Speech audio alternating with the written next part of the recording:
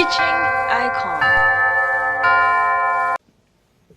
Yo, teaching icon。好呃時間我哋係壓時間先。嗱，今日咧，我哋要講嘅主題咧，就係終於數翻去白酒啦。N 年前嘅時候咧，就開咗一集嘅白酒篇嘅，大家有冇印象咧？唔記得就自己揾翻啦。係啦，因為都係嗰句啦，因為中間我哋牽涉咗太多嘅清酒啊、燒酌啊、威士忌啊、威士忌啊啲咧，咁就今日終於就翻嚟我哋白酒嘅懷抱。咁就我自己阿 Louis 睇翻咧都有少少唔好意思，因為我自己聽翻嗰段 trailer 嘅時候咧，或者聽翻嗰段聲帶之後咧，嗰陣時就講我諗住又係開好多篇開落去噶嘛，跟住就唔知去咗邊，搞咗咁耐咧，而家先去到紐西蘭。不過唔緊要啦，因為我哋 YouTube 嘅分類同埋我哋之後嘅網站嘅分類分得好好嘅。咁到時細分嘅時候咧就估翻埋嘅，估翻埋噶啦，係啦，咁就一定方便到大家嘅。好，今日首先講紐西蘭嘅白酒，咁啊都係嗰句例牌嘢先，帶一啲嘅白酒或者係白酒相關嘅新聞俾大家聽下先啦，好嘛？你知道啦，我哋而家年近十一月啦，咁就所有活動進行當中啦。咁有咩活動咧？咁就唔長講啦，因為好多集都講過。咁如果聽翻其他節目都會提到，我提翻 tasting 啊，睇大家 tasting 嘅時候咧，通常我哋都會講到有咩節目啊。特別係上一集上一次最新嗰個聲帶啦，講緊啤酒節嘅聲帶都已經有提及過11月頭有啲咩活動噶啦。咁大家有興趣咧可以睇下。而家咧，咁就呢段新聞咧，都同呢個活動有關嘅。咁就話其實因為係 Fine and Dine Festival 嗰度開始。咁你知道啦，西九個 Fine and Dine 咧開始咗噶啦，因為11月1號就正式開始。係啊。嘅咁大家飲到個紅酒或者飲到個葡萄酒好多嘅，包括咧氣酒嘅。包括白酒，包括好多唔同世界嘅葡萄酒，有啲酒商有啲威士忌添，但係你有興趣咪去試下，因為全部會俾錢嘅。咁嗱，呢段新聞咧就係嗰度嘅，即係講緊呢個 Wine and Dine嘅一啲嘅即係額外嘅花邊新聞啦。佢就專登去講香檳夾海鮮不宜配紅肉。咁即係你呢個 beer 都有聽過紅夾紅，紅白白，白夾白。嗰啲咁嘅道理噶啦，紅黑係啊，黃貫中嗱，我想問下阿 B 先，你自己有冇一個咁嘅堅持喺度嘅？而家食上拼我完全冇嘅，上拼我當汽水飲嘅，因為上拼係啊有氣，當汽水貴啲嘅氣同貴啲嘅鋪咯。除非真係好似當時我哋去 wine鋪飲到嗰啲，係好明顯有一隻好特別嘅味，燒肉味之類嗰啲，我就可能就會諗會襯其他嘢。會特登去襯嘢，但係一般上拼你飲唔到咩特別味嘅時候，當汽水飲噶啦。係噶，甚至冇錯，甚至你唔叫上拼，你當 sparkling 更加當汽水飲啦。係啊，嗱呢個千祈唔好嗱，so far 係我阿 Louis 都咁覺得嘅。你唔好覺得我哋咁好膚淺，其實係真嘅。嗱，因為首先大家要知道，其實香檳咧，要做得好嘅話咧，唔係大家俾少少錢係可以買到嘅。唔係錢嘅問題噶啦，係啊，超越咗錢嘅問題。係啊，你有質素嗰啲香檳咧，你首先第一個你嘅心理準備。一定要俾一大嚿錢出嚟噶啦，錢一定貴噶啦，唔使講啦。咁如果我要去到都係叫 champagne 或者嘅 level 啦，可唔可以叫 level 咧？同嗰個水平啦，係啦。咁就即係嗌得做 champagne 嘅，即係有法國規定等嘅事啦，係咪先？咁就唔啱晒規矩先。係啊。咁你而家香港嘅公價咧，就不嬲都係公開秘密嚟噶啦。係啊。咁就一定係200幾。去到 around 300幾400蚊噶啦，起碼200起噶啦，200起跳噶啦。咁就你係講緊 NV， 即係 non-vintage 入門版啊，即係嗰啲嘅質素，咁你咪去試下咯。咁如果你 OK 退而求其次，你唔追求個 CHAM 嗰個字嘅話咧，你去好似 Beer 話齋，我哋飲啲 sparkling 有啲有氣酒嘅話，其實之前嘅 Teaching Icon 我都有提及過噶啦。咁就大家可以抄翻嗰套嘢睇下。咁就講緊譬如好似西班牙嘅 Cava，紐西蘭嘅 Sparkling Wine， 澳洲嘅 Sparkling Shiraz， 即係等等其他好多有氣嘅葡萄酒咧，其實個價錢香港咧都係 around 幾廿蚊到百零蚊，係啦。所以其實同 Champagne 嗰個標價咧係有明顯嘅差距嘅。咁我相信亦都係一個你香港人做生意比較一個嘅聰明啲嘅嘢啦。即係既然都去唔到 Champagne 咯，咁我哋就掹平啲啦，掹平啲，咁俾你一個代替品啊嘛。係，咁就你唔通真係開支所以你講開支七喜出嚟，打啲卡蚊打晒落去咩？係咪先？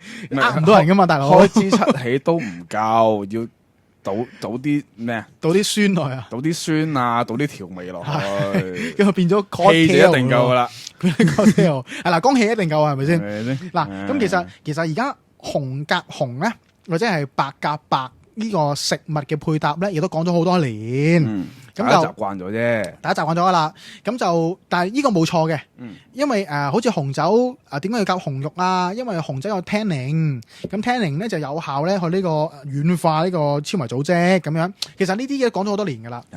白酒個酸度高或者佢嗰個複雜性冇咁低，冇咁高嘅時候咧，就配下海鮮呢啲比較直接了當嘅嘢咧，冇乜味嘅嘢。係啦，咁就可以。即係第一嚟可以辟腥啦，酸嗰樣嘢係咪先？二嚟嘅話，咁唔會覆蓋咗海鮮嗰種直接了當嘅鮮味。咁如果你揾一支好複雜嘅紅酒撞落去咧，咁啊變相就係啦。咁呢個亦都啱嘅，冇錯，呢個亦都係啱嘅。嗱，其實咧好合理嘅。嗱，如果唔好計佢有冇氣啦，其實香檳或者 champagne 甚至 sparkling， 除咗係 rosé 紅色之外咧，其實你大家可以當白酒睇噶啦。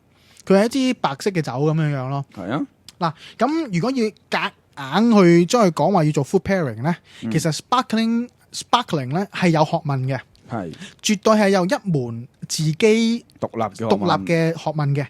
如果好似頭先阿 Louis 咁講，概括用白酒去睇咧，咁唔係唔得，就係呢個係好初級嘅睇法，會有甩漏啦，係啦。所以但係我而家，所以佢呢個標題我冇話佢有甩漏。但如果要夾硬係一個叫宏觀係嘛？要宏觀去睇嘅時候咧，咪當佢白酒配咯。大為體會係啦，冇問題，即係唔會死嘅。你之前都提過係有氣嘅白酒啊嘛，呢個睇係成為，所以唔會死嘅。但係如果你真係去玩嘅話咧，好似同我哋阿 Louis 仔飲咗咁上下，飲到已經有3個月身紀嗰啲男人去處理咧，其實香檳有特定配法㗎。係絕對嗰個配合，即係嗰個matching 嗰個嘅元素或者內容咧，絕對唔比任何一種酒類差嘅。你要去揾一啲好專業嘅嘢，或者揾啲好嗰啲咩好專門嘅食物咧，去配氣酒或者配上拼咧，係做到個 marriage 嘅，絕對嘅。但係嗱咁佢呢我又唔會話佢，我唔好話呢個報道做得唔好，咁就讀讀俾大家聽下啦。呢個建議因為呢個新聞嚟嘅，咁我睇下大家點睇啦，係嘛？咁就明報嘅報道啊，咁就呢度講嘅自助餐嘅食物種類繁多，如果要揀嘅時候咧，要點樣揀食物去配香檳？但係配 buffet 啊？係啊，佢咁講嘅，咁就其實佢係講緊 fine and wine， 即係 fine and dine 嗰度啦，即係當咁多嗰係有豬手啊，有 ham 嘅時候啊，點揀啦？咩都有嘅時候啊。嗱，香港中文大學呢個專業進修學院啊，YSET 即係全世界最大黑社會嘅課程嘅導師阿劉信全博士就話啦，一般嘅香檳咧有花香，口味清新易入口，適合咧配多種嘅食物。喺傳統上香檳就配生蠔、煙三文魚、魚子醬等等，因為製造香檳嘅過程入邊咧，會烤出類近嘅味道佢話帶有礦物味、富海水味嘅海鮮特色就相似，兩者容易配合此外，食用橄欖油拌沙律嘅時候咧，因為佐餐嘅酸度高唔係佐餐嘅香檳酸度高咁你就可以去除呢啲咁多欖油咁多個沙律嗰啲好似 mayonnaise 嗰啲肥膩嘅東西，係啦。咁佢就之後就指出啦，香檳不適宜配搭紅肉、芝士等濃味食物，因為食物咧會蓋過酒嘅味道。咁呢個就係明報嘅報導。OK 嘅，即係阿劉 Sir 講啲嘢係啱嘅，合理嘅，即係呢個係大家一個嘅基本嘅認知咯。係啊，但係我講咗好多集㗎，因為仍然我相信呢個台要去到咁上下日子咧，我哋先至可以進階講到芝士嘅配搭20零30集先係啦。嗱，因為其實咧，我哋而家玩緊嘅白酒我講過好多次啊，大家都聽到好多次。其實我哋而家食芝士係配白酒。玩緊呢個 matching 玩咗好多年噶啦，係啊，即係唔再係紅酒嘅專利。咁其實如果要要做到一個真正嘅 marriage 嘅效果咧，其實香檳咧冇話唔得㗎，冇話唔得㗎。但係呢個實在太進階啊，因為我要提供嘅資料咧要好多，如果唔係咧，你會有好多問題要問嘅。甚至再比白酒要專要深入。係啊，冇錯。嗱，因為大家好似馬 B 香檳啊，你對個香檳嘅感覺或者係第一下嘅聯想到個 body，你覺得係輕定重啊？輕嘅多，輕嘅多係咪？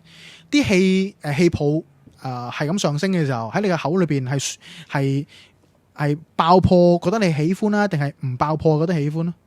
我就中意爆嘅，即係有種刺激感係咪？係。OK， 咁除咗味道，好似頭先講石頭味啊、石春味之外，麵包味、燒肉味，你譬如好似烤肉味啊、麵包味啊，你有冇常飲得到啊？麵包味啲咁嘅，麵包真係少。蜜糖味有冇飲過？蜜糖都仲會有，係咪？麵包味好少嘛，係咪先？麵包少，即係或者燒肉，甚至呢比較燶味啊，燶味呢類真係少嘅，係嘛？因為其實當我哋要去到一支好有複雜度嘅香檳嚟講咧，B 爺話齋同荷包做個朋友先。係同荷包商量下先，你同荷包商量下先，所以通常都商量唔到噶啦，搞唔掂。嗱，好似大家出咗好出名嘅某一個牌子叫 Dom Perignon 啦，我屋企都有2-3支，即係放喺度都係飲噶啦。佢賣到1000蚊支嘅，係啊，絕對1000蚊支，唔會平噶啦，平嗰啲千祈唔好買，都唔知喺邊度嚟嘅。佢出咗名噶啦，因為我Louis 覺得佢係半支白酒嚟嘅，因為佢有晒白酒啲 character 噶，但係佢有氣嘅，冇錯。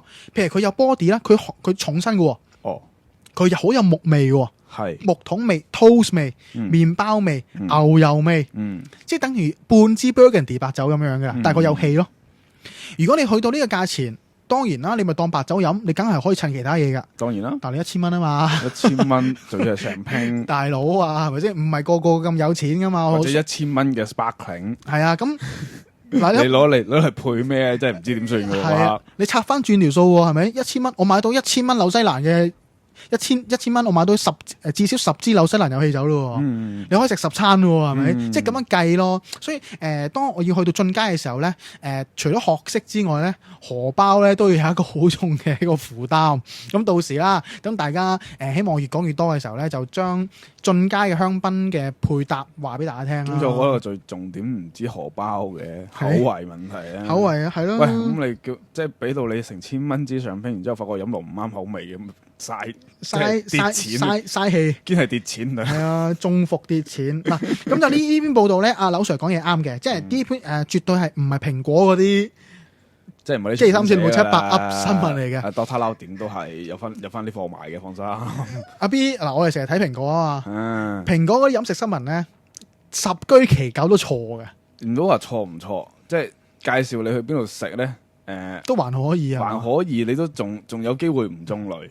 係啊，但係教你點食咧，就通常都死梗嘅。係啊，佢嘅賣點就係有條女。sexy 嘅或者係捧住杯，捧住嘢，捧住碟嘢，咁就話 OK 啦嘛，係咪即係真係難聽啲講，一張 J 圖就搞掂晒噶啦。你嘅眼食雪糕乜嘢都飽啦，係咪先？食雪糕都得嗦。係啊，跟住就無啦啦唔關事嘅，就夾條線俾你睇。嗱，呢塊就紐西蘭牛扒啦，咁啊乜都好食啦。喺塊紐西蘭牛扒度夾條線俾你睇。哇，咁啊厲害，驚，超驚，好驚。所以嗱。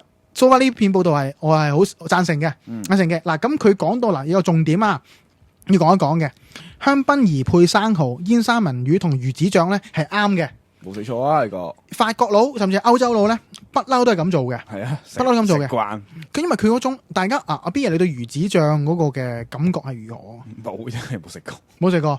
我得閒攞啲俾你試下。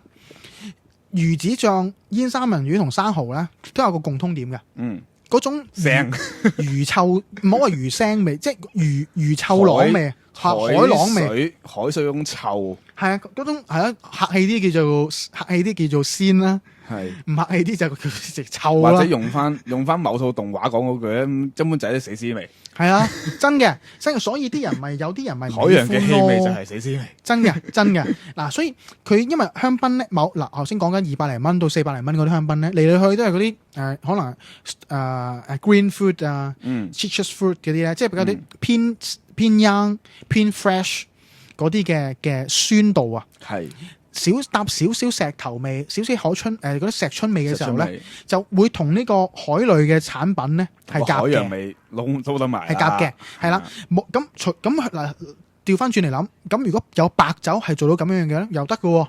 係啊。總之，因為佢呢個重點咧就係講緊嗰種魚腥味、臭腥味咧，係需要揾一支酒同佢 match 咧。咁先至唔會突顯咗，先至唔會搶出嚟啊！是但搶一邊搶，冇錯。嗱，咁呢個亦都係少少嘅 tips 啦。所以如果當大家去食生蠔、食三文魚、食魚子醬嘅時候咧，好少落紅酒嘅。唔會啊，因為就係因為基於嘅原因啫。即係你生蠔同魚子醬我冇食過，真係唔知啦。生蠔同埋三文魚或者一啲比較個味比較重嘅魚，你都唔會飲配紅酒啊。係啊，唔會嘅。嗱，所以呢個基礎係不變噶啦，但係同一個基礎延伸落去有啲咩嘢咧？咁我之後我慢慢去再講啦，係嘛？之後嘅進階 teaching 咧，可以再為大家分享一下啦。好，咁就呢個，我覺得呢個新聞幾好，同大家分享下啫。係咯。好，跟住就落一個同今日呢個主題有關嘅一個嘅外國新聞啦。咁就因為今日知道啊，頭先開宗明義講咗，今日嘅主題係紐西蘭。咁咧前排咧9月咧就有個紐西蘭喺香港一個報導。咁大家都知道啦，其實我哋香港咧，而家係個紅酒之都啦。係啊，係咪？咁就無論阿豬阿狗咧，都希望喺香港咧成立佢嘅分公司啊、辦事處啊。馬高即係實托馬高，佢都派咗個仔嚟喺香港立辦事處啦。之前講過啦，佢 office 喺上環啦，係啊，直情係蘭桂坊上邊啦，係啦。咁就日日都見到佢噶啦。佢嚟都唔係做嘢嘅，佢嚟蒲嘅啫。好嘅，係佢但係佢老豆嚟嗰幾日咧，佢好正經嘅。當然啦，要同老豆交個袋啊。係啊，交個袋講下嘢正。嗱，佢講嘢正個人正正常常嘅。不過26歲，佢就係 CEO 個仔咁樣咯。靚 B 係啊，一件靚 B，真係靚仔。佢飲馬高，即係佢飲呢個5大莊嘅數量咧，一定係多過我哋嘅。唉，所以講佢養大嘅。係啊。即係沖涼沖大嘅可以咁講，但係佢其他酒咧就未必咯。係啊，即係佢唔會走飲 Lafite 噶嘛，未必啦。佢唔會走 Latour 噶嘛，係啊，未必啦。但係大家如果咁，所以其實咧喺點講咧？如果依個生意嘅角度嚟講咧，當你喺呢個地區去成立你嘅 head office，或者係成立一個支部嘅時候咧，即係代表咧你個公司咧對呢個地方咧就有信心啦。係啊，或者你有意欲喺度，有意欲去到做一啲嘅動作啦，係咪？嗱，咁呢個報道就講啦 Decanter 嘅一篇新聞啦，咁就講緊紐西蘭咧喺香港咧，終於開去佢哋嘅 office 啦。咁即係證明咧，紐西蘭開始啲人咧就個 winemaker 就注重香港呢個 market。發覺呢度做得過啦。係啦，嗱咁點樣講係咁要講一講啦。嗱，咁佢個 head office 其實係咩咧？佢係一個 association 嚟嘅，咁係一個以 trade 即係以貿易為主嘅一個嘅生意嘅合作嘅伙伴。咁佢呢個 association 裏邊咧又有1000個 member 嘅，即係成個紐西蘭好多酒莊噶嘛。係啊。咁咧佢就集合咗1000個紐西蘭嘅唔同酒莊、唔同 winemaker、唔同 sector 嘅人士，就入咗呢個會。就呢個會咧，就喺香港咧就成立咗 head office。咁咧佢就叫做 New Zealand Wine Growers 個 association。但係已經喺度噶啦。佢個 office 咧喺灣仔。喺灣仔噶啦，已經係啦。咁係咁要講一講紐西蘭近年嘅喺香港或者係成個亞太區甚至係歐美區嘅發展啦，係嘛？問一問啲嘢先。你知唔知道紐西蘭嘅紅酒白酒係出口多啊，定係內部消費多？應該內銷啊，內銷多係嘛？好，跟住再問你啦。出口到美國嘅，或者到中國，或者係到澳洲，或者到意大利、歐洲，頭先呢4個樣嘢，你覺得邊個排第一啦？依家嚟計美國啦。你覺得美國排第一係咪？好，咁再問你咯。如果係美國第一嘅話，你覺得佢而家呢個 New Zealand 佢可以提供到嘅貿易額去到幾多？額啊，係啊，美金我諗數千萬啩，數千萬美金係咪？數千萬美金 ，OK， 好，咁啊，恭喜你，係冇一個答中嘅。好嘅，OK 啦，我唔識噶。有嗱，咁其實咧，紐西蘭嘅其實嘅紅酒咧，好老實不如答中咗半題啦，叫做，其實喺2008年之前啊，都仲係內銷。紐西蘭嘅紅酒咧，係內銷為主嘅，但係佢嗰陣時嘅生產量低啊。唔好話2008啦，再前啲2006、2005嘅時候咧，其實佢哋嘅葡萄酒咧，其實不嬲都唔係話太過飛升國際嘅咋。特別係紅酒添啊。你話白酒，大家知道 Sauvignon Blanc、Chardonnay 比較出名，種得幾好。其實佢哋嘅紅酒咧，真係一個好用慘淡去形容嘅。係啊，你個產量低之餘咧，出口冇人要啊。冇人要添。係啊，咁點咧？咁咪自己飲咯。嗱，直到2008年先開始咧，佢個貿易額或者佢個生產量咧翻咗幾番。我問下你啦，紐西蘭人口啲嘢唔知幾多啊？係咪？我當香港啦，香港種提子、種葡萄的話，香港700萬人。係。如果你有一個酒莊，你生產700萬支嘅話，咁一人一支啊。係啊，係咪？咁一人一支，一年飲到啩？點都飲到啦，一個人飲一支，咁一年都飲到啦，係咪先？如果我突然間同你講個酒莊2008年突然間生產4000萬支，幾倍，咁你點搞？倒噶咯喎，你唔賣就攞去倒噶咯，就係咁樣啦，明唔明啊？所以個情況而家就係紐西蘭嘅情況就係佢2008年之後啊，有好多嘅紅酒突然間個數量倍增咗，好多人做啊，係啊，白酒就繼續多人做啦，係咪？咁就變相咁多出嚟嗰啲點算咧？咁咪要外銷咯，要賣咯，係啦。咁如果個突然間個產量咁多嘅時候，如果你企硬個價錢，可能400蚊支嘅，咁咪聽滯銷得啦，係咪先？如果我老實講，頭先講上拼嘅話，一支上拼280蚊，你紐西蘭 Sparkling Wine 你都賣緊280蚊，邊個買啊？咁點啊？於是點啊？做生意劈價。所以嗱呢個84蚊支，呢個情況咧，84蚊算貴啦。紐西蘭有氣酒啊70蚊一碼，有交易添啊。1/4係啊，嗱，所以嚟呢個生態系統咧，就話俾大家聽，話俾飲家聽，佢哋生產成本本身係低嘅，加上佢量太多，根本就叫唔起價錢，浪唔到啦，浪唔起價錢，佢唔敢浪啊，佢浪280蚊 ，OK，冇問題，10年之後咪發毛咯，攞嚟倒咯，冇錯。嗱，呢個就係基本上2008年之後咧，紐西蘭葡萄酒業界咧面對住一個現實關係，所以其實我哋 forecast 得到嘅，無論係20年之後，冇20年咁長啦，5到10年到啦，個紐西蘭嘅酒咧，佢除非做到一啲超水準嘅東西出嚟啦，如果唔係咧，個價錢咧會喺呢啲低下價檔位咧浮沉沉嘅，係咁就變相益咗我哋飲家，係邊樣飲家嘅？咁商家仍然有錢賺，只不過冇賺咁多咁解啫。OK， 好嘛，嗱咁我回歸翻呢條回歸個新聞先。頭先講到，其實講到 marketing 嘅話咧，而家澳洲係紐西蘭最大嘅出口國之一嚟嘅。咁係就腳啊！係澳洲咁就你估都估唔到，原來紐西蘭出口到澳洲嘅 export 嘅總額咧，係去到講緊紐幣啊！講紐幣380萬啊！差唔多400萬。唔係，睇清楚，380個8萬，380個8萬，即係3個億，唔係咯，3個億噶咯。係啊，差唔多4億噶咯。係，但係紐幣，係啊，都唔細啊條數。所以其實唔細嘅條數，絕對唔細噶。嗱，咁就再數落去 ，the next 就係美國啦。美國都講緊250個8萬。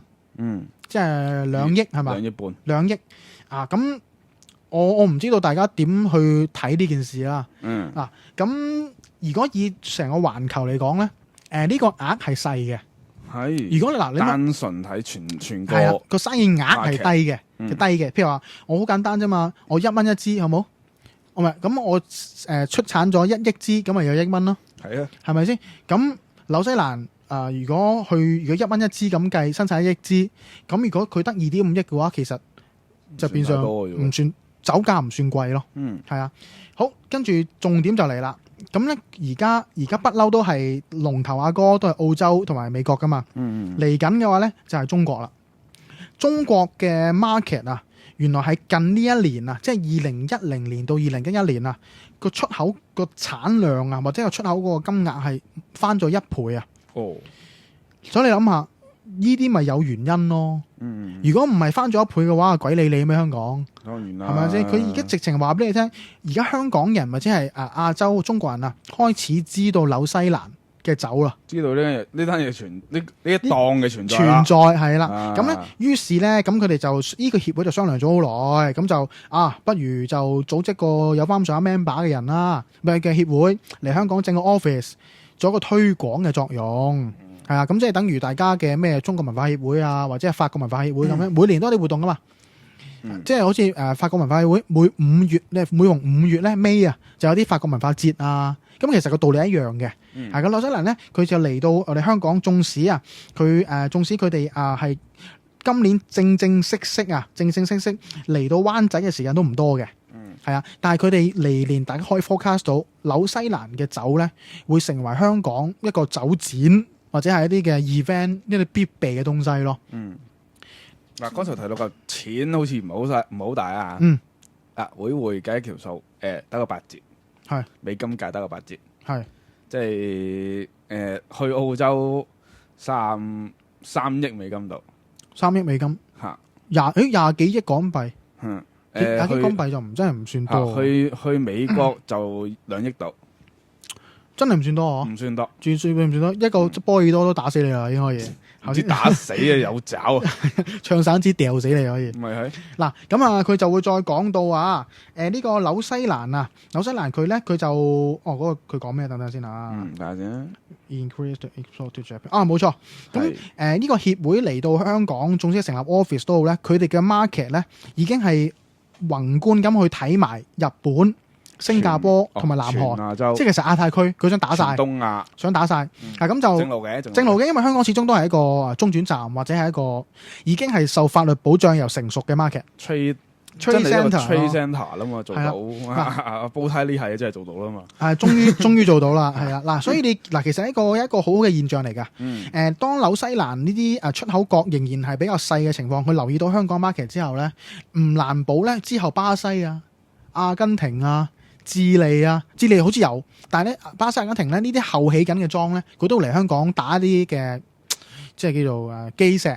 咁變相咧，我哋香港咧個味或者可以接觸到嘅客源啊，或者個酒源又會多咗。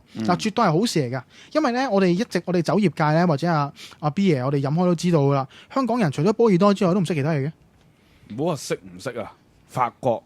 甚至法國除咗波爾多之外都未必識啦。係啊，嗱，但係我哋唔係串嘴啊，只不過係宏觀嘅形勢。因為咧，大家都唔理啊嘛，係都唔識分啊嘛，係咪先？唔理，或者甚至需要講望住價錢做人嘅時候，係啊，冇錢嗰班咪望住兩個位去睇咯。係噶，飲埋啲即係比較差嘅酒，甚至可能需要講篤水啦，係啊，啲水啦，OK 咁有嘅，咁可能幾有水，甚至1000幾百買啲個帳面好貴，但係發覺又唔係，未必係靚嘢嗰啲咯，即係俾人呃啦，係啦，啲錢啊。所以其實咧嗱，如果以擴闊呢個我哋香港人嘅味蕾或者係點講咧，嗰個認知去講咧，越多嘅 office 喺香港成立咧，就一定係好事嚟嘅。係啊，至少話俾你聽，至少。因為佢哋嚟得咧就投資資源啊嘛，至少唔會去親酒展都係嗰啲大供應商，嗰幾間大供應商嚟嚟去都俾嗰啲酒嚟，係啦，所以輪迴嚟噶。所以如果佢搵錢嘅啫嘛，冇錯。所以如果而家嚟緊嘅酒商越嚟越多，都係搵錢啊。唔係咁我哋有選擇係最好重要噶嘛，係咪？當然啦，係啦。咁嚟緊啦，我相信啦，今年打後嘅往後5年度啦，紐西蘭會成為一個比較熱門嘅話題，一定會。第一，佢平，係。第二，佢哋紐西蘭嗰班協會自己做翻呢，會有一定嘅號召力，或者有一定嘅唔同嘅，唔會金錢掛帥之下呢，商業會有好多大家未必越接觸到嘅酒莊都會有嘅。又或者除咗酒莊之外，真係會點講啊？大家認識翻呢個國家先。係啊係啊，即係由基本做起。我講真，即係聽到紐西蘭呢3隻字，諗到啲咩？我飲到綿羊咯，諗到綿羊啦，諗到 kiwi 咯，係啊，我再諗多少少咪魔戒咯，魔戒係啊，魔戒成個外景，冇錯剔外景嗰度係啦。咁我 looking forward to 呢件事啦，我哋希望下年2013年啦，希望可以參與多啲紐西蘭嘅酒展啦。其實紐西蘭嘅酒已經進入一個飛升國際嘅時代噶啦，開始入噶啦，有酒質之餘咧，有名氣噶啦，係啦。咁好啦，咁我一講到呢度咧，就正式開始我哋紐西蘭嘅課題啦，好嘛？好，我哋嘅 Teaching Icon 嘅紐西蘭白酒篇就開始啦。好，做一啲基本嘅問候動作先。紐西蘭紅酒定係白酒出產多啲嘅？應該白酒啊，白酒啊，有常識啊，啱啱講過就知道啦。其實咧，佢啲地理去計，冇錯。嗱，其實咧，而家我哋講緊紐西蘭嘅紅酒嘅白酒所佔嘅比重咧，其實白酒永遠都係高產量，無論產量都好，或者係知名度都好咧，其實係高一皮嘅，係高一皮嘅。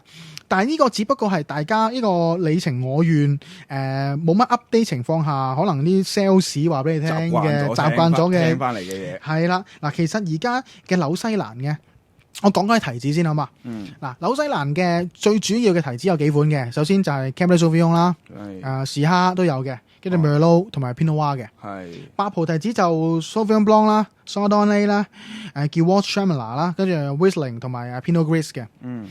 而家我哋提起紐西蘭，如果要講質素去講嘅話咧，本身以前係 Cabernet Sauvignon 主導嘅，因為易種啊，唔係易種，因為喺嗰度生長得好，力度夠。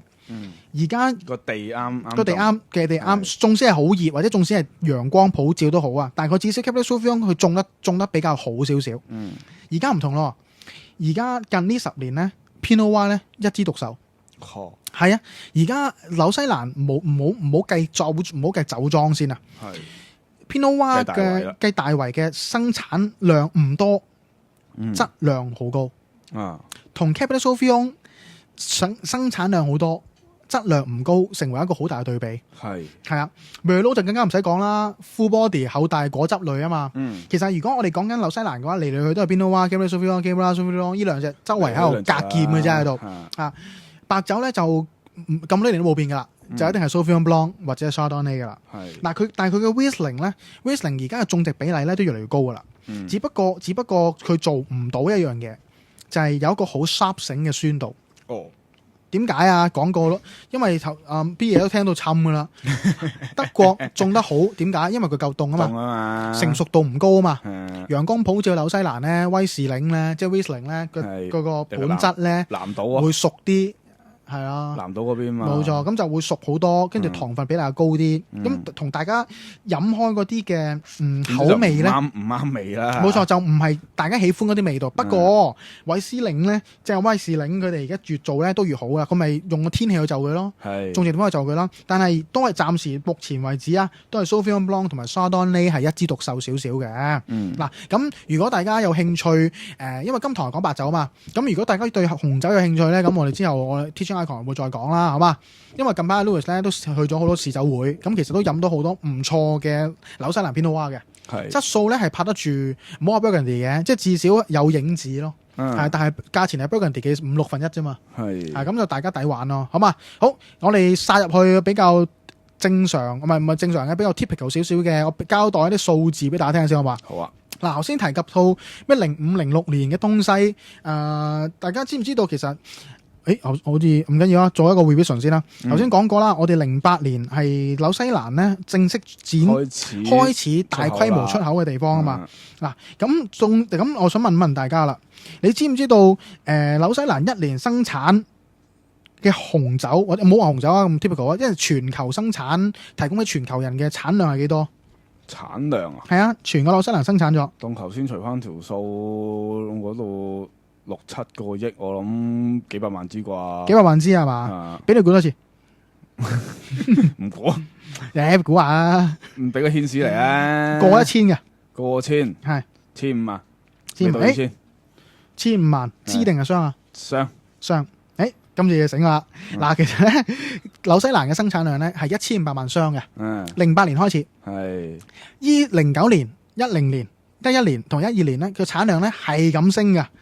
已經係每年講緊係10%咁升上去嘅。咁即係而家有一個好好嘅數字就話俾你聽，越嚟越多人喺紐西蘭度釀酒。咁係咪好多人飲酒咧？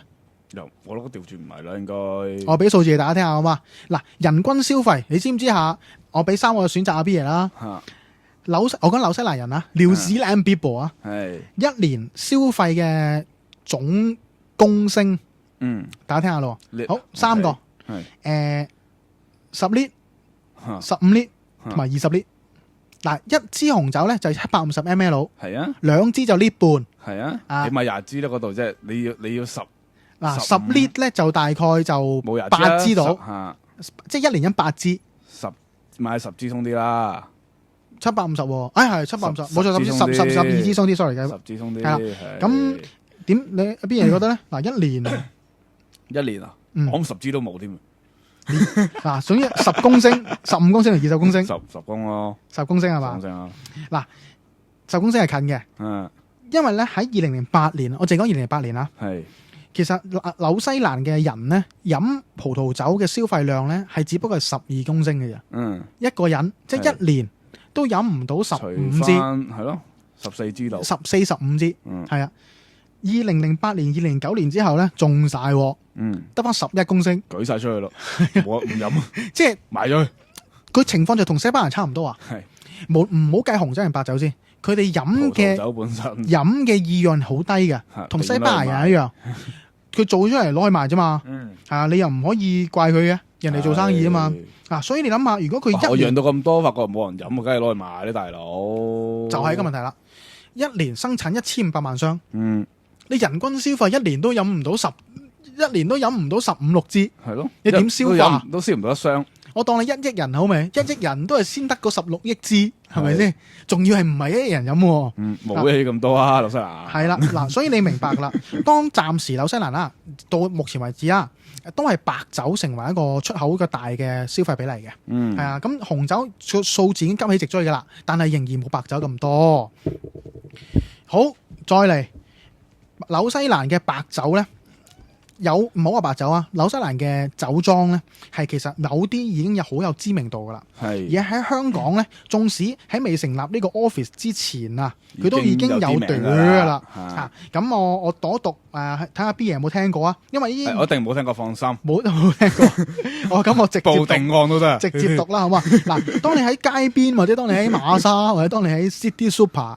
見到好多咩碑嘅時候咧，就大部分咧係啊，都係紐西蘭。嗱，聽下咯，好嘛？首先就一個叫 Clifford Bay， 係，跟住 Cloudy Bay， 好雲，好多雲，好多雲，跟住就 Oyster Bay， 好灣 ，Cable Bay， 電線灣，我唔知，我唔知噏乜咧。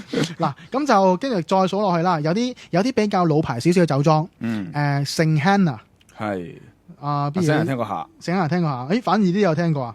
嗱，跟住就再落去Dry River， 乾嘅河流，乾河咁奇怪咩嚇 ？OK，Dog Point 9點，9係即係真係 dog 喎，真係 wow dog 嗰啲 dog 喎。OK，嗱，你有冇聽過先呢啲？冇。嗱，呢啲咧已經係算係比較有名噶啦，有名噶啦。嗱 ，Cloudy Bay。Cloudy Bay 同埋嗰啲叫咩啊？嗰個Cable Bay 唔係 Cable Bay，Cloudy Bay 同埋Oyster Bay 咧。Oyster Bay，Marketplace，跟住就 City Super 係有賣嘅。佢哋啲白酒咧，Sauvignon Blanc 或者 Riesling 咧都係唔貴嘅。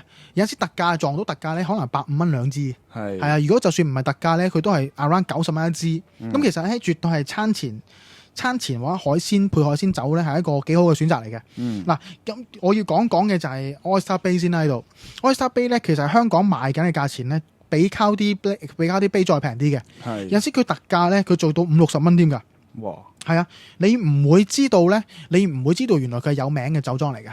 嗱，啲二打六係啊，嗱，其實 Oyster Bay 咧係一個幾有質素嘅酒莊嚟嘅，係啊，佢嘅 Sauvignon Blanc 咧，算係60蚊，算係好有 heart 添，大家唔知我講乜嘅話，你去馬莎睇一睇，係，去 City Super Marketplace 睇一睇，係長期都有貨嘅，係啊，當大家有咩事諗唔到，一個屈尾十諗唔到買咩咧，你可以直接Oyster Bay 啊、Cloudy Bay 啊呢啲就一定會有得留噶啦，嗱，咁我要再講一講一個就比較個名比較得意啲嘅，嗱，呢個就其實算係好有名噶啦。如果以酒莊嚟講 ，Scared Hill 驚嚇的山係嚇人山。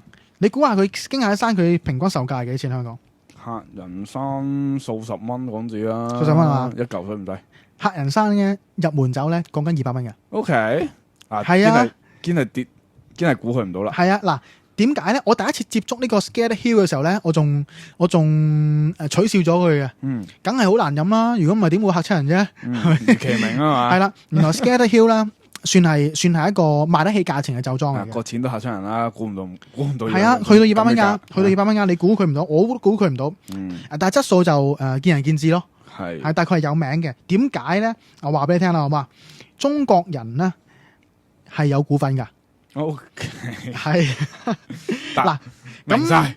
嗱，我唔大人的事情，明晒。係啦，我唔清楚中間有冇商業元素啦。但係首先大家都知道紐西蘭係華人嘅城市，係啊，有中國人或者華人投資係唔奇嘅，係啊。但係如果係講到明係外商中國人投資嘅話咧，其實咧中間即係好似等於我哋溫總咁樣種一啲 QK 嘅。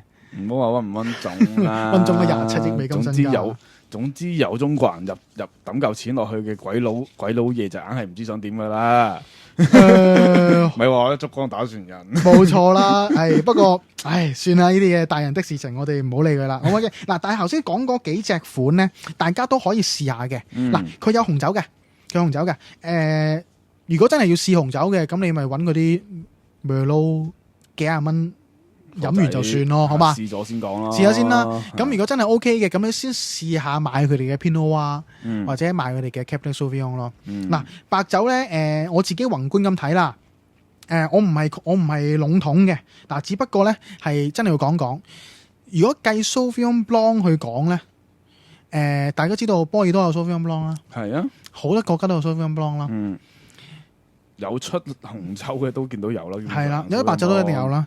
紐西蘭嘅 Sauvignon Blanc 或者 Chardonnay 咧，佢個 unique 咧，或者佢個天氣嘅獨特性咧，係暫時嚟講係冇得取代嘅。係啊，我 Louis 好少咁讚嘅。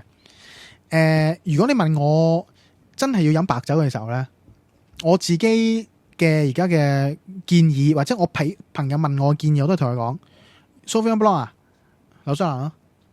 我係咁噶，我真係咁講，我好現實嘅。跟住之後慢慢講點解啊。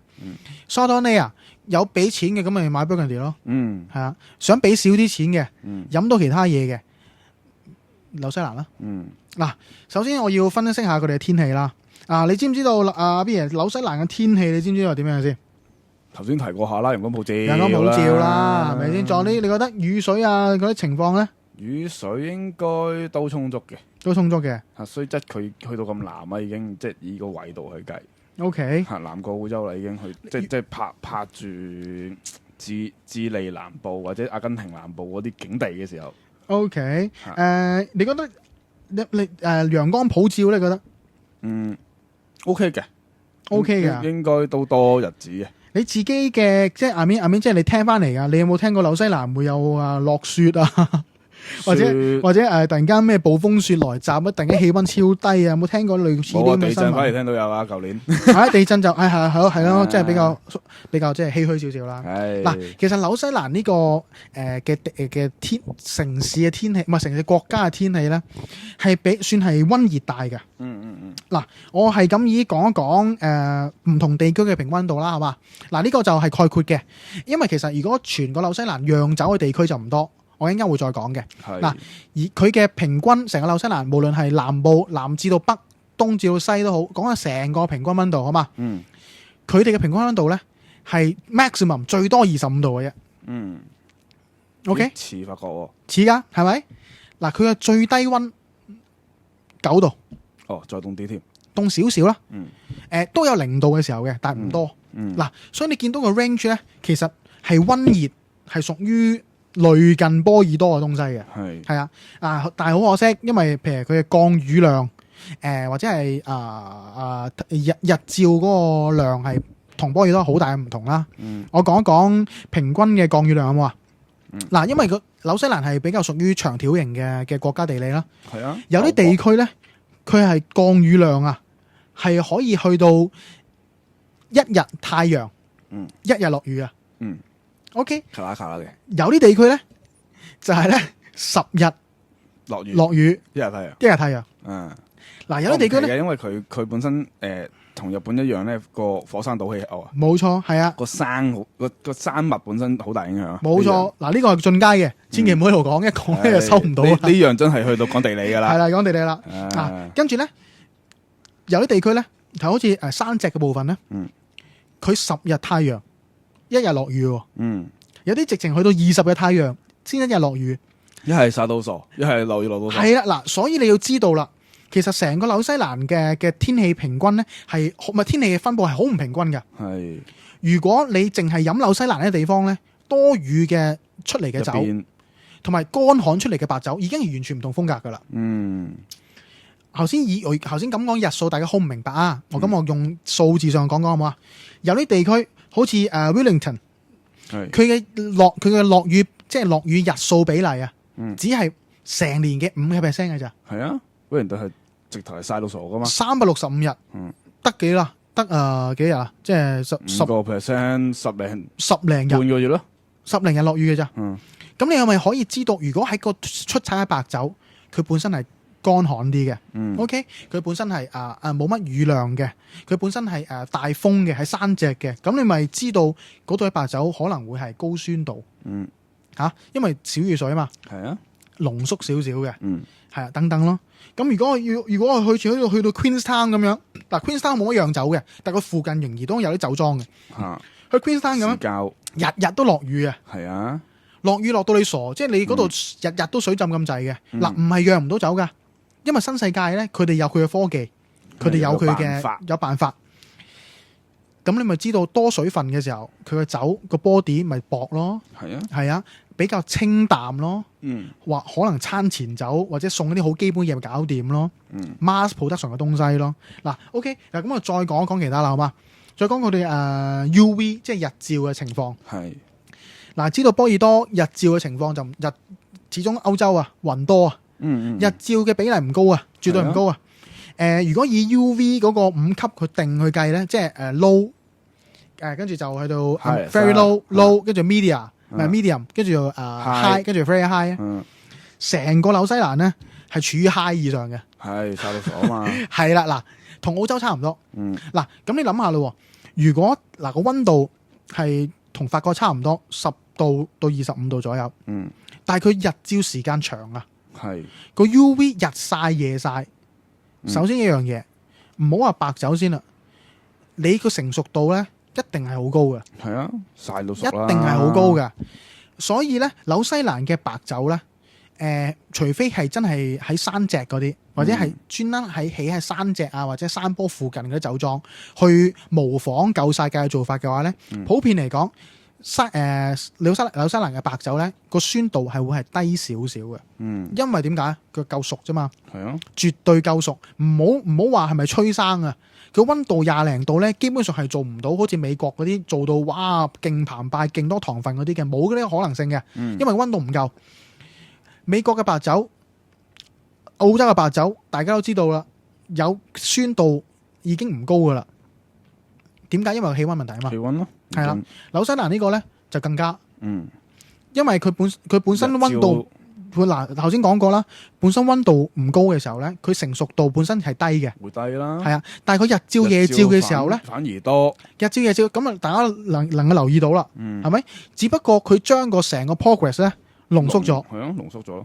明明25度煲佢唔熟噶嘛，但係佢一日就曬足16個鐘，係嘛？所以你諗下，佢糖分咧會喺一段長時間裏邊咧係咁飆 up 嘅，飆到有一刻到夜晚休息嘅時候啦，佢可能停一停。夜晚咪朝頭早起翻工作嘅時候，佢又係工作足10個鐘。OK， 同澳洲嗰啲唔同。澳洲點話高溫啊嘛，一嘢就曬，一嘢就焗翻嚟咯。嗰啲養分咧吸收得快，流失得快。係紐西蘭就唔同啦，紐西蘭嗰啲吸收得快，流失得慢。因為 keep 住啊嘛，keep 住要泵，keep 住要生長啊嘛。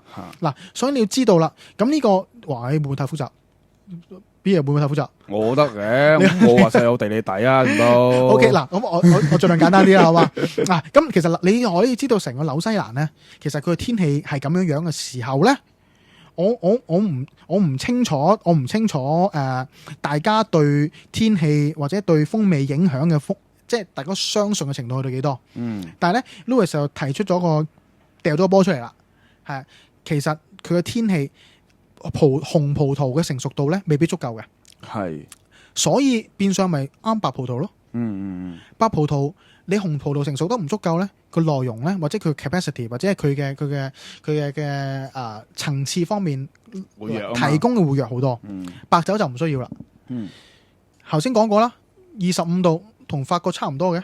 係啊，喺天氣方面咧，佢類近法國嘅。係啊，但係日照長嘅。日照中咁咪好嘅方面諗就係咩咧？好方面就有紐西蘭嘅 Terroir 咯，係佢有佢自己風格。OK， 唔好方面咧就係新世界嘅東西為主咯。係啊，甜嘅，簡單直接嘅，酸度低少少嘅，可能會有啲礦石味嘅，但係礦石味嘅元素唔會夠德國啊，唔會夠法國多咯。OK， 但係回歸翻嗰樣嘢，一支數得上質素嘅法國波爾多白酒，講緊300-400蚊嘅，紐西蘭賣緊係60蚊。性價比贏晒噶啦，冇得比噶啦。嗱，之前我哋有講過嘅 Sauvignon Blanc 係一隻冇乜 character 嘅提子嚟噶嘛，係啊。調翻轉要個 winemaker 俾 character 佢啊嘛。冇錯，嗱，Beer提出一個好好嘅東西，亦都係我想講嘅東西。法國全部有文明規定噶嘛，我哋要點樣做，我哋點去處理，我哋點樣去加，點樣去減，全部有晒 law 嘅。你犯呢個法咧，就等於要斬頭噶啦。係紐西蘭咧，仲係咁多個新世界國家裏邊咧，算係 top 5啊，冇乜嘢限制嘅。佢冇 rule 嘅，冇咗，佢直情係冇 rule 到去咩程度咧？佢可以用 Merlot 去做 sparkling wine 噶。Okay. 你明唔明啊？佢可以用 Shiraz 去做白酒，你做都得噶啦。係啊，嗱詳細點樣咧？我當然啦，每一個法例每一條線係點定咧？我之後問翻可能相關嘅朋友先知嘅。但係咧，而家市面上我真係飲過，有一個香港人做酒莊，有一個香港人嘅酒莊嘅紐西蘭，嗰個叫做 Twin Light 啊。係啊，佢個酒莊個釀酒師同埋即係個老闆兼釀酒師咧，同我差唔多大嘅咋，係30零嘅咋。係啊。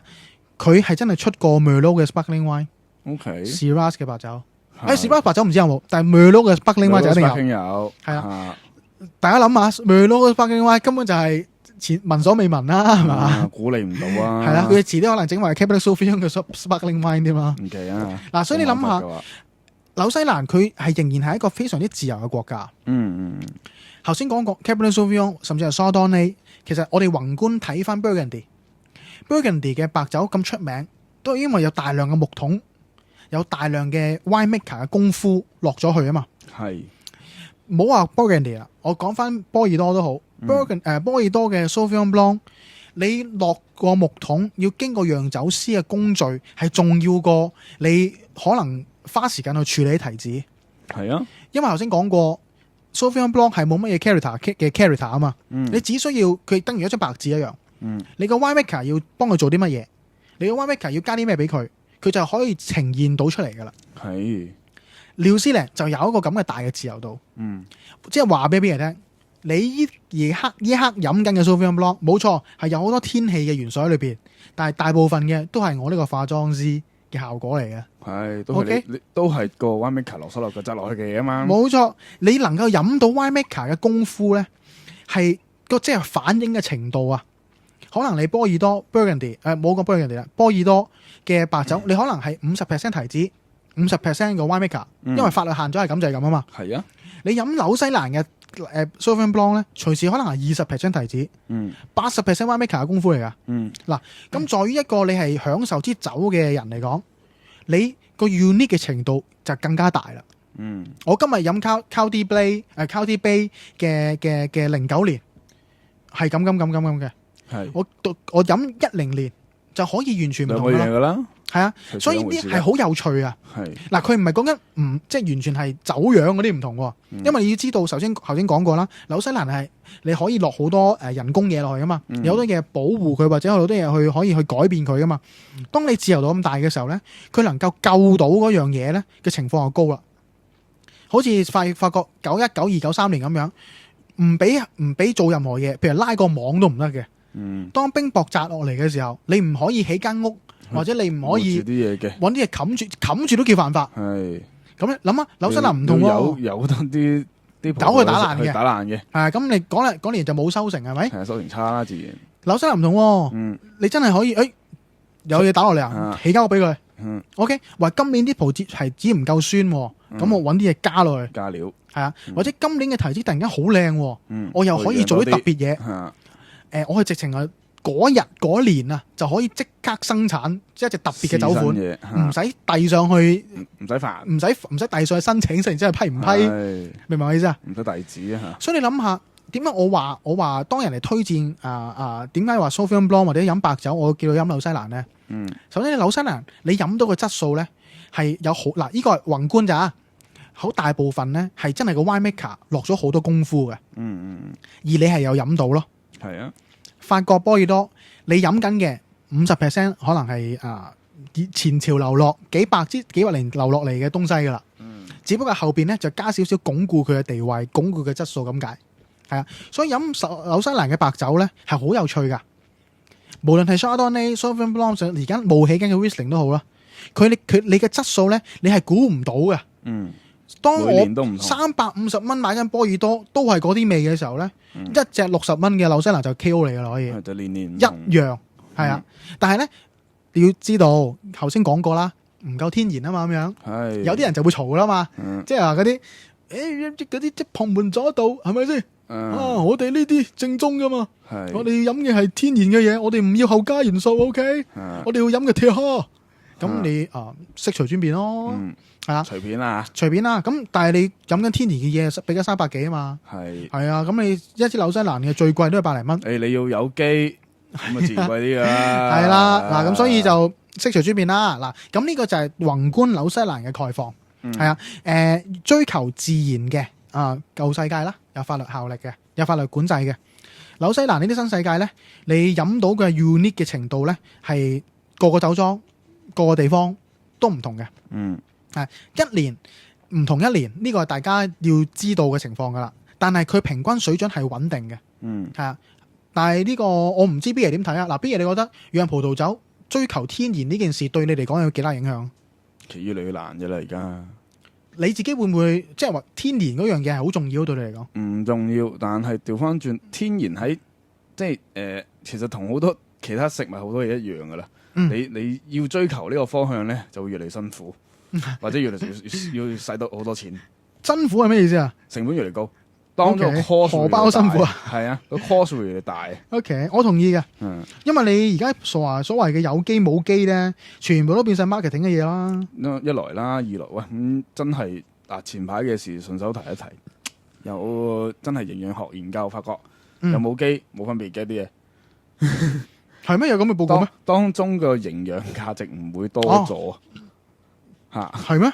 哇！你 forward 翻篇報道俾我睇下。我揾翻先啦。哇！我有興趣聽。我下一條，我其實信，我哋一路唔信話有機會好咗嗰啲嘢，只不過你感覺良好啲嘅啫。OK，我同意嘅。但係而家就所謂嘅證據出咗嚟啦，即係有人真係去研究呢回事啦。係啦，只不過咁到轉都係喂嗰一句惡講嚟同你講賣貴1倍，咁賣貴5成，賣點啊嘛。咁你肯俾咪俾咯，你覺得俾完值嘅咪俾咯。冇錯嗱，所以咧你要知道我推薦嘅原因就係因為頭先上述講嘅嘢啦。嗱，咁如果要計產區嘅話咧，紐西蘭嘅產區並唔多嘅，係啊，咁就其實嚟嚟去都幾個嘅啫。嗱，咁其實主要係分4大嘅產區嘅。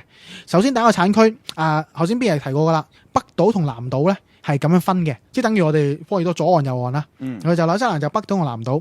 咁頭先你聽過啦，阿 Louis 咁帶一帶個天氣嗰個 chart 就知道啦。有啲地方落雨落到傻嘅，係啊。有啲地方落雨落到即係乾到傻嘅，有啲係曬到傻嘅，有啲係大風到傻嘅。嗱，咁喺北島咧，其實有2個重要產區嘅。首先咧就係一個叫做霍克斯灣啦，中文啦，霍克斯灣啦。跟住另一個咧就係馬丁堡鎮。呢兩個區啊，所生產嘅嘢咧，已經係完全唔同噶啦。馬丁堡嘅話咧，最靚生產嘅咧就係 Pinot Noir。係啊，紅酒嘅話咧可以由呢個地區着手。今日講白酒嘛，白酒嘅話咧，呢個霍克斯灣咧，即係 Hawke's Bay 咧 ，very good。OK， 香港咧就要小心啲揀，因為咧呢個 Hawke's Bay 咧就唔係咁多香港酒莊有入嘅啫。嗱，最主要入咩咧？係南島嗰啲 Central Otago 啊、馬爾堡嗰啲咧，就係大家喺香港咧去親 City Super 去親呢個馬莎嗰幾間咧 Marketplace 就一定見到呢個酒區噶啦。尤其是 Cloudy Bay 啊、Scared Hill 嗰啲咧，基本上嚟嚟去都係呢個奧塔哥或者係馬爾堡嚟去都係我地區噶啦。咁就如果你要代入嗱，如果要代入呢個產區嘅貴重性嚟講咧，等於我哋南龍河同北龍河區，即係講緊法國紅酒。佢係北龍河咯。北島嗰啲係咪北龍河區咯？產量係細啲，出產量係少啲，難度又高啲，因為喺山上邊嘅，係啊，咁產量少，人手嘅嘢多，咁價錢係貴啲，咁就係咁咯。南島嗰啲咧就平地多 ，OK， 縱使有啲山坡嘅，但係佢平地都佔多，咁產量又大啲 ，OK， 機器involve 又大啲，OK， 提子嘅質素又平均啲。咁所以你見到市面咪多啲咯，係啦。咁呢個就係大概嘅紐西蘭嘅生產嘅情況啦。咁如果大家對呢個任何酒莊或者覺得，咦，我好有興趣喎，紐西蘭嘅白酒可唔可以遞多啲酒莊俾我啊？嗱，頭先可以聽翻我哋阿 Louis 講過啲咩 Dog Point 啊、Cloudy Bay 啊嗰啲咪試住先咯。係啊，咁我哋要進步去講，咪進一個 grade 去講紐西蘭白酒嘅時候咧，就會去到比較少少講歷史啦。就好似聖 Han 頭先我哋講過一個酒莊，比老牌小酒莊啦，叫聖 Helena 啦，唔係Helena， 唔係 Helena， 成日點解有香港口音嘅講英文而家？點知咧 ？Helena 係啊 Helena 嗱呢個酒莊咧佢喺紐西蘭嚟講咧算好有歷史啦，但係你估下幾多年？幾十年都冇應該。幾十年都1978年。係咯。係啊，但係已經叫好有歷史㗎啦，你明唔明啊？所以其實我哋如果數老牌酒莊嘅話咧，大家唔好以為紐西蘭咧可以俾到啲百年老店嚟㗎，冇㗎。紐西蘭嘅釀酒歷史都係100年到。OK。係啊，咁佢又點會有啲百年老店咧？係啊，但係如果要數酒莊白酒紅酒咧，特別係白酒咧，頭先嗰個 Helena 咧都係一個唔錯嘅選擇。數十年啦。但係香港咧，你好少見嘅。好少見嘅，因為冇第一，如果要賣到幾百蚊嘅時候咧，啲酒商都唔入嚟啦，冇人入啦。我買啲波爾多個啦，係咪先？喂，我買隻紐西蘭酒翻嚟，我買隻攤會平嘅啫嘛，所以講唔係我本身攤會平啊嘛，我買隻聖 Helena 咁樣 Helena，我知你50-60年啦，我當你40年好未？話你隻白酒，哇享譽盛名喎，但係500蚊大把人揀啦，500蚊我買 Burgundy 都得啦，係啦，所以咧其實飲紐西蘭咧，你要追求咧越貴嗰啲咧，反而香港係難啲，冇乜酒商肯做啊，係啊，都去到400-500蚊嘅時候咧，個個都波爾多、Burgundy、意大利、西班牙，甚至係澳洲、美國啦已經，係啊，咁所以如果以一個酒客嚟講咧，我唔覺得飲平酒係有咩關係，有咩問題嘅。係，只需要嗰支酒好飲嘅，配到你個飯咁就 O K 咯。當然咯。係啊，嗱，咁我希望大家好開頭我都提咗句啱口運得咯。係啱口運嘅咋，係啦。所以我希望今堂大家可以係咁 round up 講一講紐西蘭呢個白酒嘅情況啦，或者成個葡萄業嘅情況啦。咁就希望再之後再深化啲講泥土啊，講天氣啊，講 typical 講酒莊。甚至去到 winemaker 嘅時候咧，就另一番嘅可以幫到大家做一個根基先啦，好嘛？好，哇！今日講到喉嚨窿沙埋，喂，原來已經 overrun 啦。好嗱，咁如果對於菩提子產地甚至天氣，頭先有咩唔明嘅地方咧，問我哋得噶啦，我哋會之後可能未必開到咪即刻講嘅，但係我哋文字上會補充俾你哋嘅，好嘛？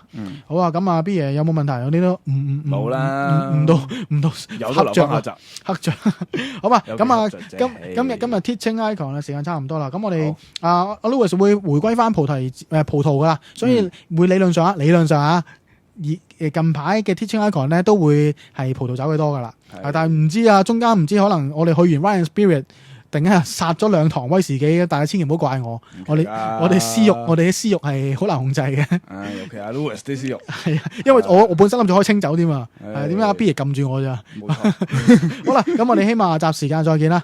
好，拜拜。